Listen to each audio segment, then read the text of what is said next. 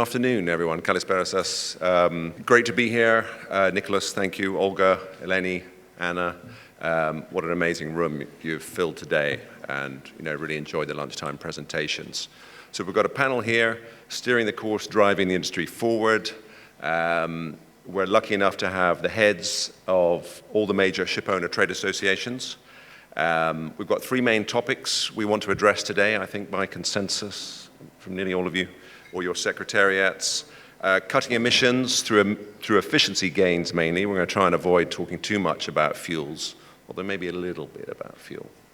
We're going to talk about nature, how maybe ship owners can move from being perceived as users of the oceans to its guardians.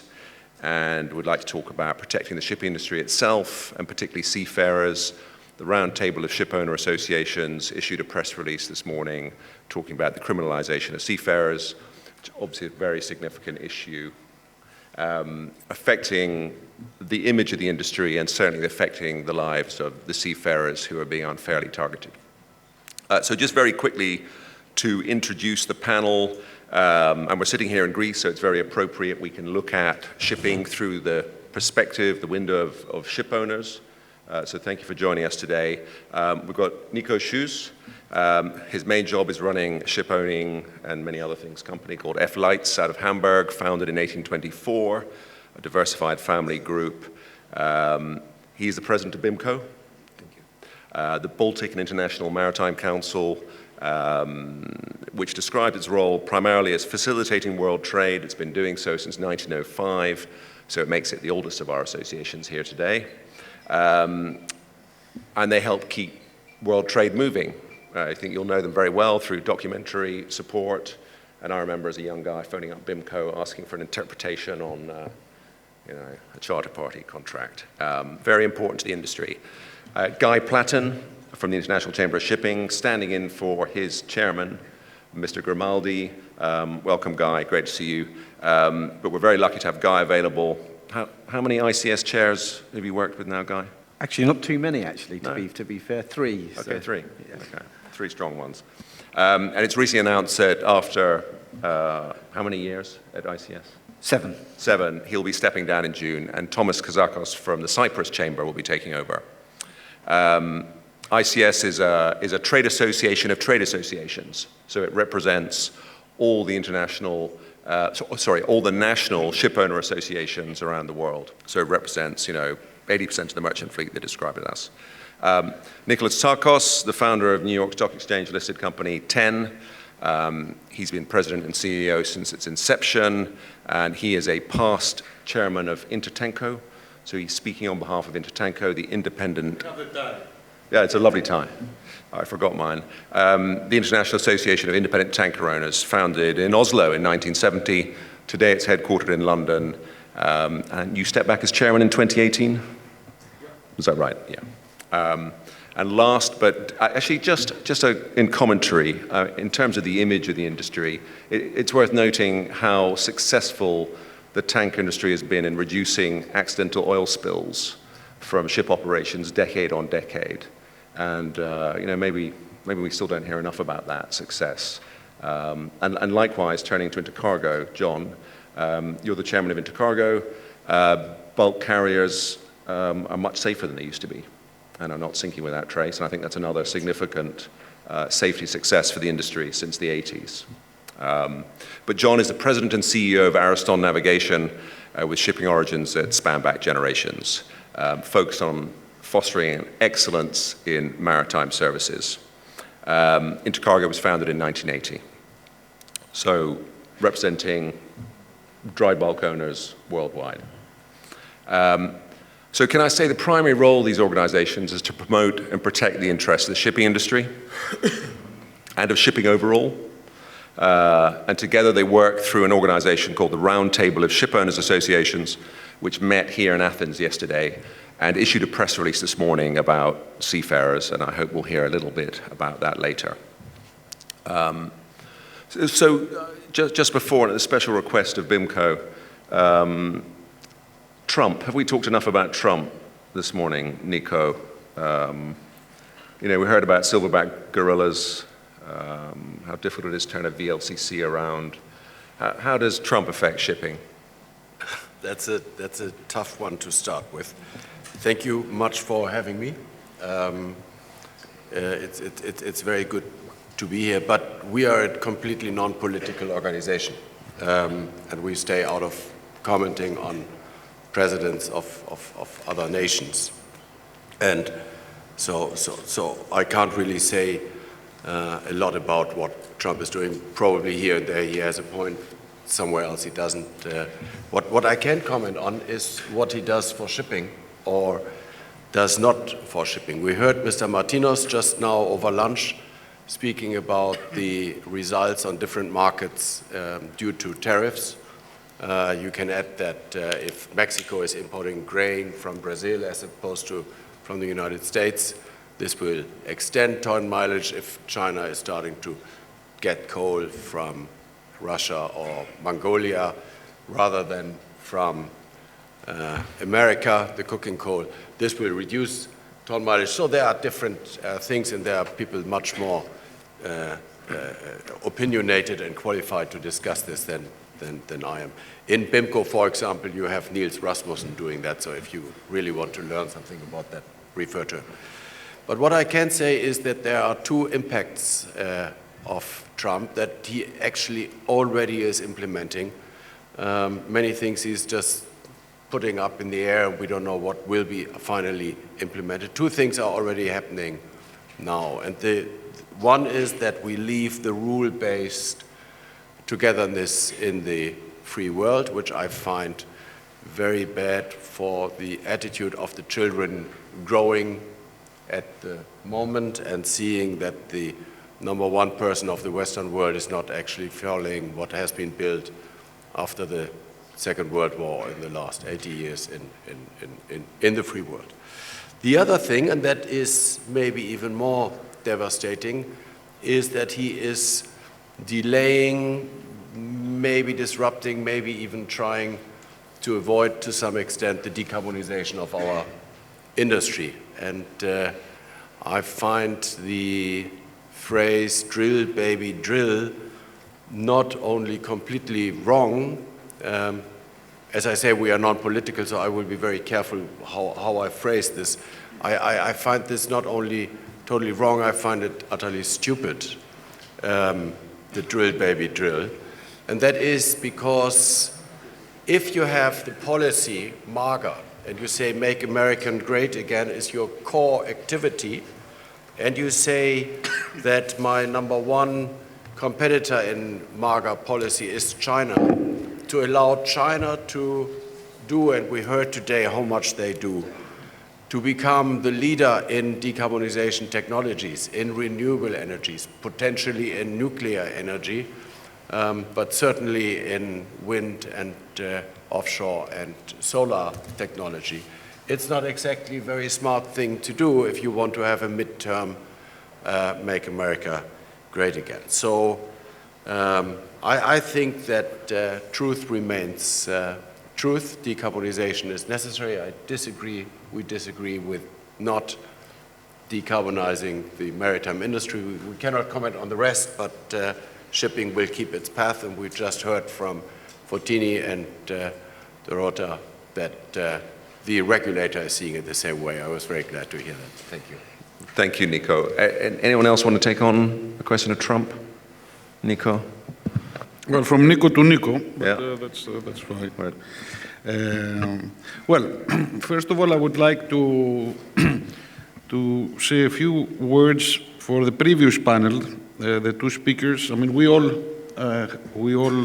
have run fragmented organizations, but you are running, I think, the IMO and the European Union. It's the epitome of fragmented organizations, and I think it was very nice for us ship owners to hear that there is so much team effort going towards the right direction with both the IMO coming for us the solution of the future fuels is very, very important. So it was congratulations, keep the hard work going, and I think it is very reassuring for us as ship owners. Back to the new administration in the US, I think we are the truck drivers of the seas. So naturally, we like free highways, we don't like tolls. I think it becomes, if you limit the movement by placing tariffs, if you limit the movement of goods, I think it has a negative effect to the end user. So naturally, I think shipping always finds a way around things, so it will not hurt our industry. But of course, I think at the end of the day, it will hurt the end user. So being truck drivers, we prefer to have open and free highways, seas. Okay, lovely, thanks. Guy, John, any further on that big picture question? I think it's all been said, but I think shipping is resilient, and we'll always find a way through. I think shipping, as has proved in crisis after crisis. So let's wait to see what happens, I think. Okay. Well, should we get into decarbonising the industry then, but not talking too much about fuels? How can the industry, John, find efficiency gains, and use what we know now and not rely on fuels that may or may not be available? I think the industry has already done a lot of progress. If we look, for instance, at the bulk carrier fleet, since the introduction of the EEXI, we have made big progress on reducing emissions. In fact, the most significant reduction on any other shipping subsegment. And today, we can say that we're very close into reaching already the 2030 targets. I'll give you two numbers. The one is the Energy Efficiency Operating Index, which has been decreased from 2008 to 2018 by about 38%. And the other one is the Annual Efficiency Ratio, which has been decreased by 31%. So we see that the industry has been doing things all those years by applying practical solutions, by applying more efficient energy-saving devices, by applying operational improvements like route optimization, just-in-time arrivals, etc., or by upgrading already existing technology. So we're not relying so much on the new fuels, because the new fuels are a big unknown right now. We don't know what the future fuels are going to be, and we're not producing them. We cannot control what the next fuels are going to be. We cannot control what the next engines are going to be. What we can control is the ships that we already have in our hands and how we can best run them. Now, I think we can continue doing what we are doing best, which is to improve our efficiencies, to improve our fleet, and to improve our operational profile. Okay, super, thanks. Nico. Yes, this How is do the we make panel shipping of more the efficient? Nikos, and there's another one, Nico, just standing up. So there are quite a few Nikos here today.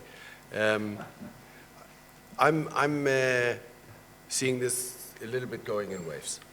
2 years ago, we had a euphoria in the industry after the IMO brought out the first guidelines and the time plan.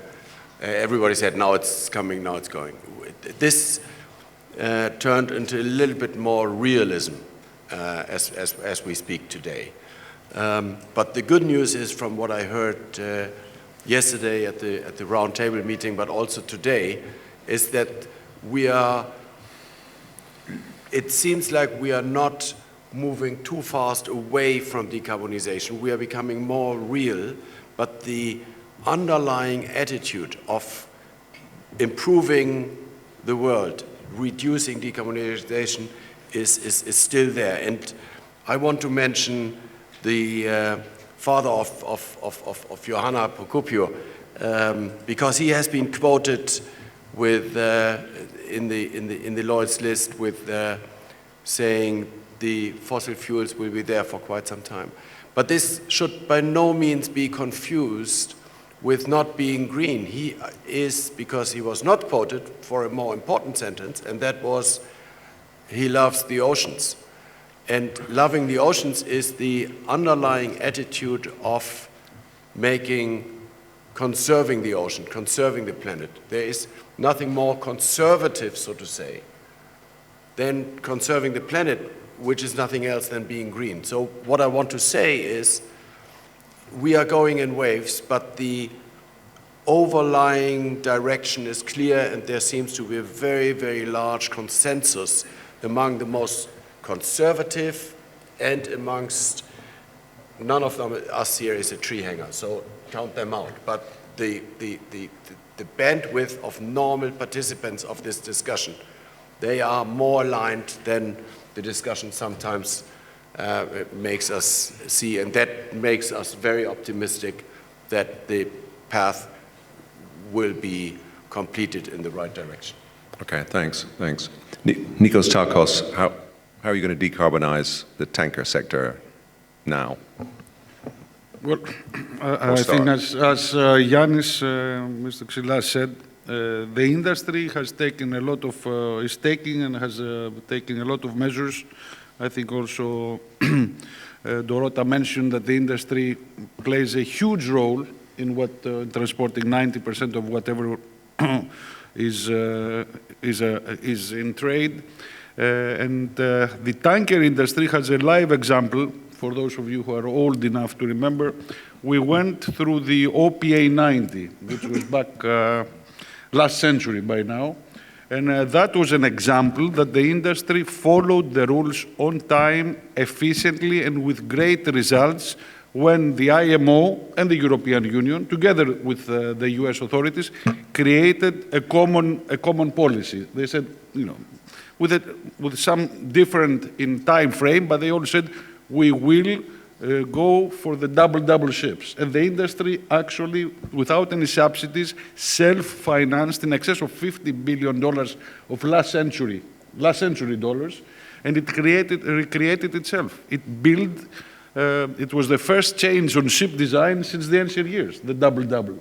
So we have proof that if we have a goal post, we can shoot and you know, because I play football, and we can score. If people keep on moving the goalposts, it's very hard for us to be able to know what fuel to use. And you very rightly said, you know, where are we going to find this fuel? So the industry has proved, at least the tanker industry and the dry industry, our whole industry, that it's self-financed, very, very successful change into the double, which has reduced seagoing pollution by 99.9% since. So it has been done in our lives, I mean, in most of our lives.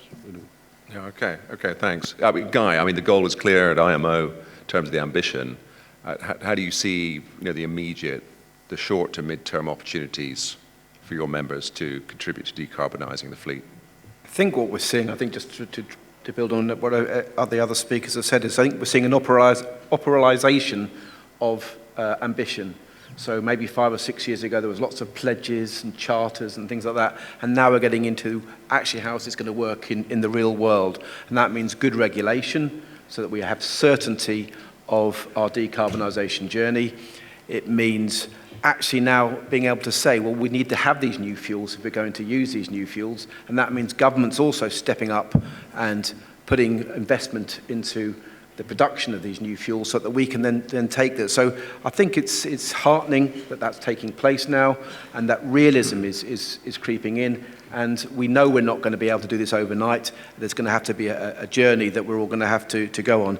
We've already talked about some of the short-term things that we've done as well in terms of efficiency gains, port optimization, digitalization, and all these different things all contribute to this, making this industry much more efficient. But we are an efficient industry just by nature, because that's the way we have to operate.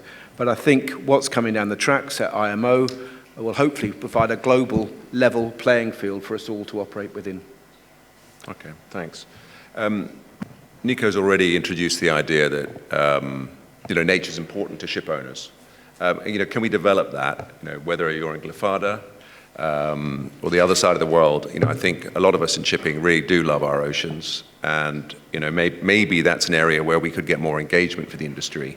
There are obvious things like underwater radiated noise, where I think we know a lot now and could do a lot more perhaps, and I think that's coming up the agenda. Plastics, obviously, I mean, it's still shocking when you go on beaches everywhere in the world now and just see the amount of plastic there. Nico, again with you. I mean, do you, from BIMCO's perspective, do you think nature is coming up the agenda fast now and that ship owners have a role to play in not just decarbonizing, but protecting or even saving our oceans? Yeah, thank you, Nikolas. I want to make one quick comment to Nick's comment on his hope that the IMO is giving us the goalpost. That is specifically important in shipping, and I want to bring this message to the both ladies from the regulator. Usually you have this saying, the early bird catches the worm. In shipping, much more applicable is only the second mouse gets the cheese. And what happens to the first mouse, we all know.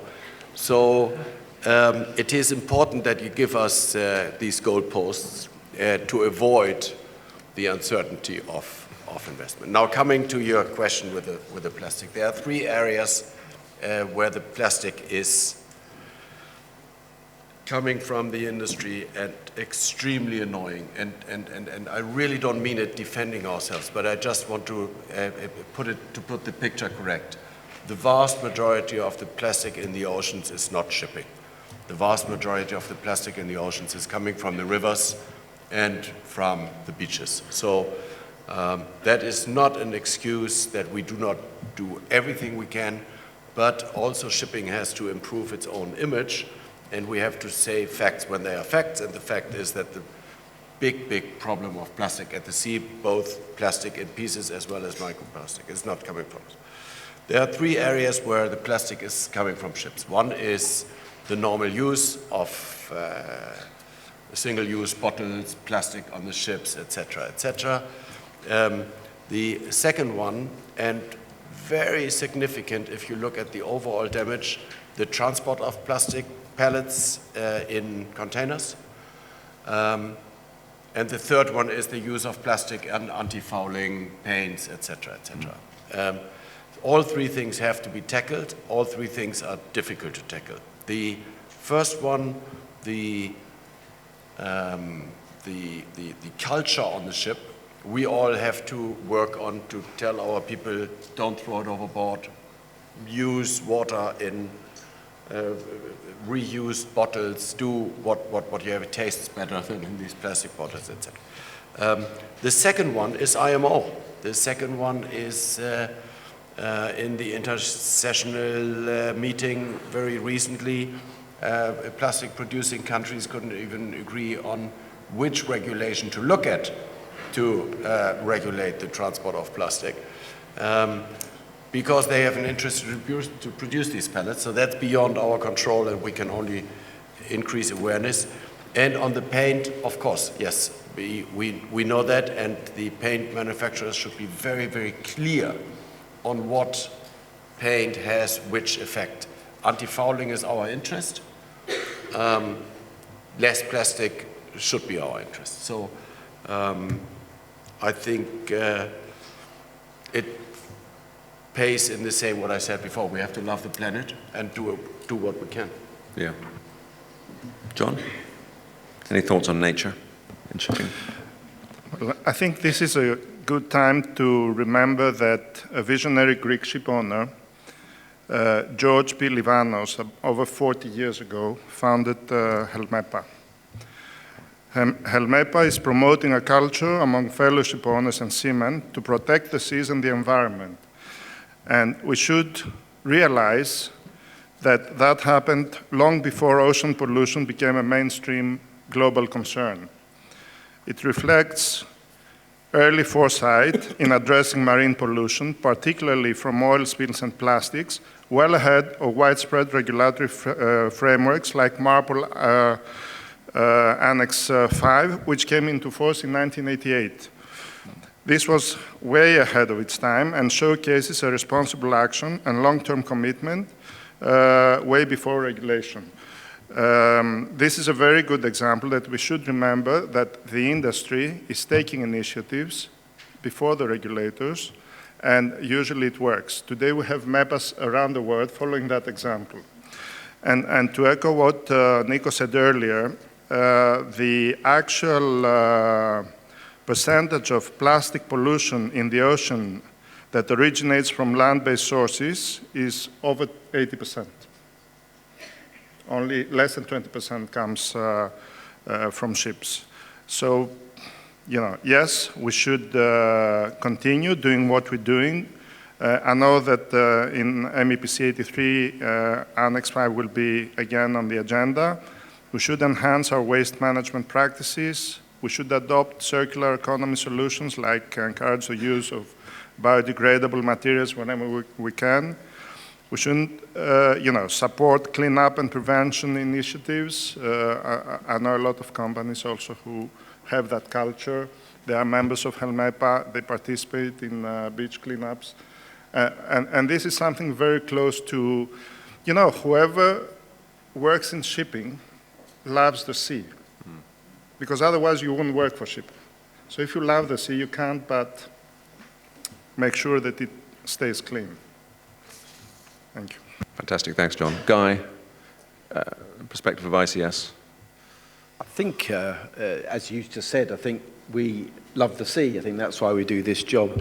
And I think ship owners are doing so much, have done so much over the years, I think, to give back to the ocean, if you like. I mean, we burn low sulfur fuel now. Some of it's through regulations, some of it's through voluntary acts. We have waste management, and we take that very seriously indeed.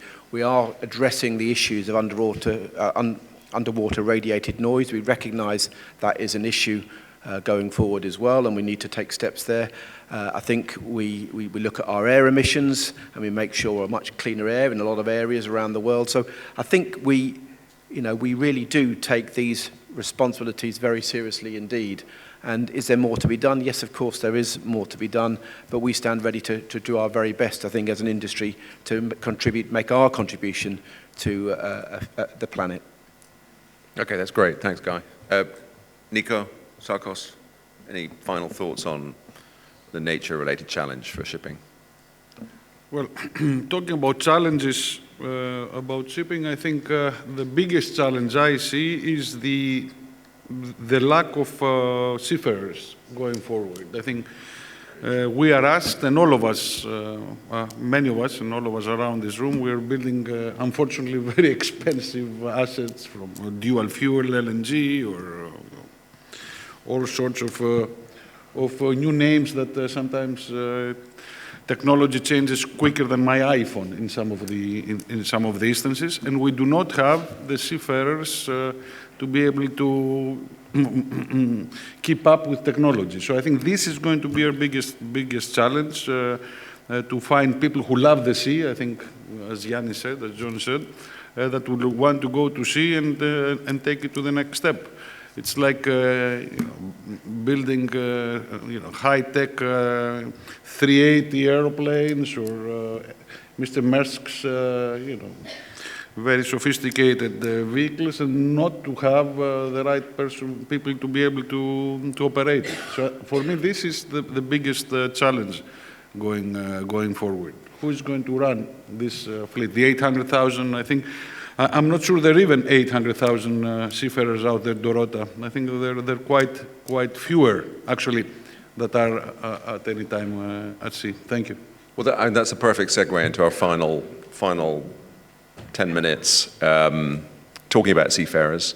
As I said at the top, the Roundtable of Shipowner Associations issued a press release this morning addressing decriminalization of seafarers. So if we start with that particular challenge, how do we address that? How do we protect our seafarers? I think when the pandemic struck, the world found out how reliant it was on shipping.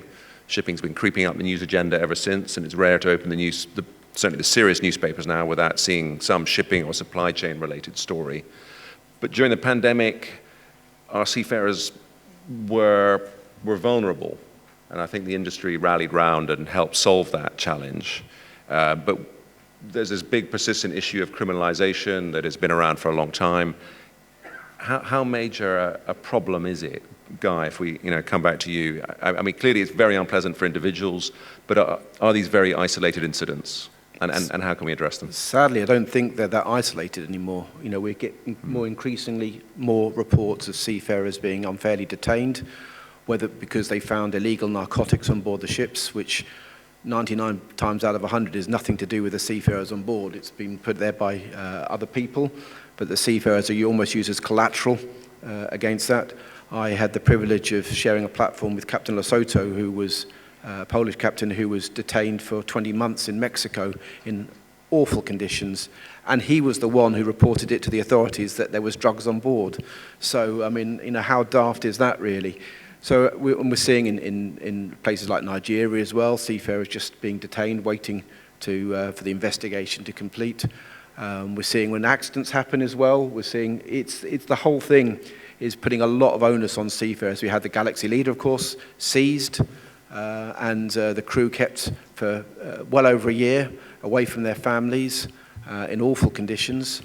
So these things we have to call it out as an industry. We have to increasingly call it out, which is, I think, the purpose of we could have put so many things in the press release and the roundtable, but we want to focus on the seafarers because they really are our lifeblood. And we talk about a recruitment crisis. That's absolutely right. But certainly have the prospect of being thrown into jail for a crime you haven't committed is not a great recruitment advert for seafarers going forward. So we want to do a lot more. We need to raise the issue.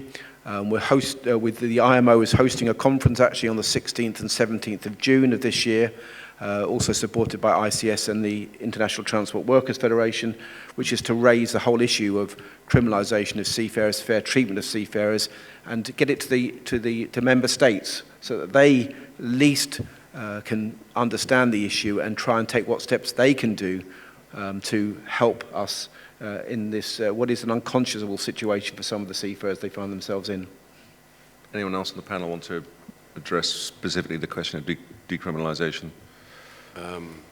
Yes, I want to reiterate that. We had this discussion yesterday, and we were discussing a couple of things, basically the things we were discussing today.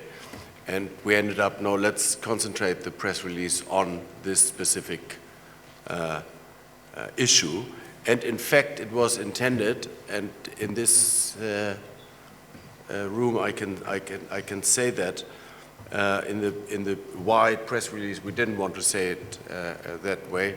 It was specifically for an incident that happened in a neighboring country from this country, where two seamen, a Finnish seaman and a Croatian seaman, were convicted of 30 years imprisonment for a drug transport where there was not the least evidence or indication or rumored connection or whatsoever that they ever saw, knew, heard about this or anything. They simply had nothing to do with drugs in the cargo hold, and they were imprisoned for 30 years, and it looks like it will be extremely difficult to get them out. We are trying everything. We are speaking with the ITF, we are visiting, and we are certainly not publicly criticizing that country because that will not be helpful in the discussions, but it is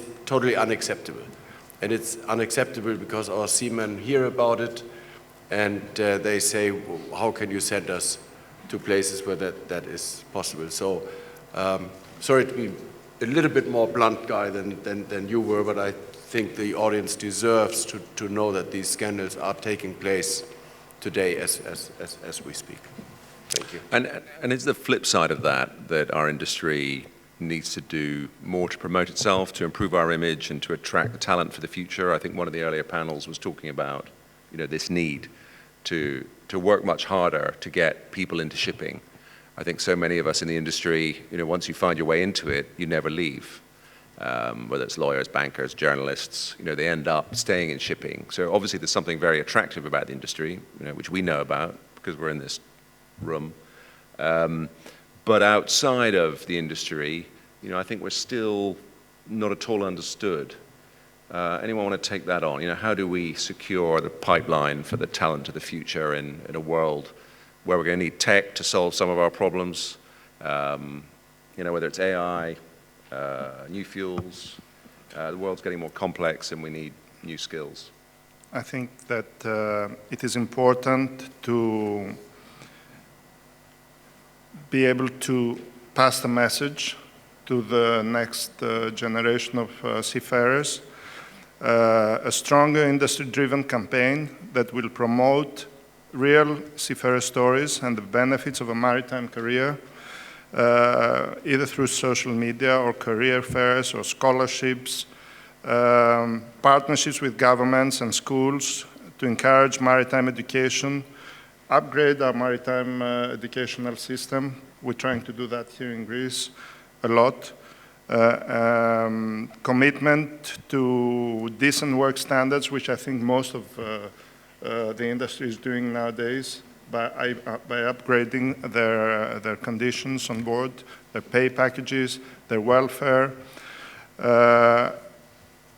But going back a little bit also on the previous subject, when we touched upon the significance of the seafarer, I wanted to say that the UGS has produced recently a short video titled "Shipping Moves the World."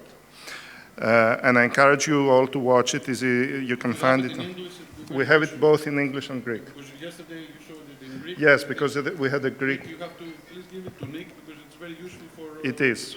It is a fantastic video. It's on the website. It is both in Greek and English subtitles.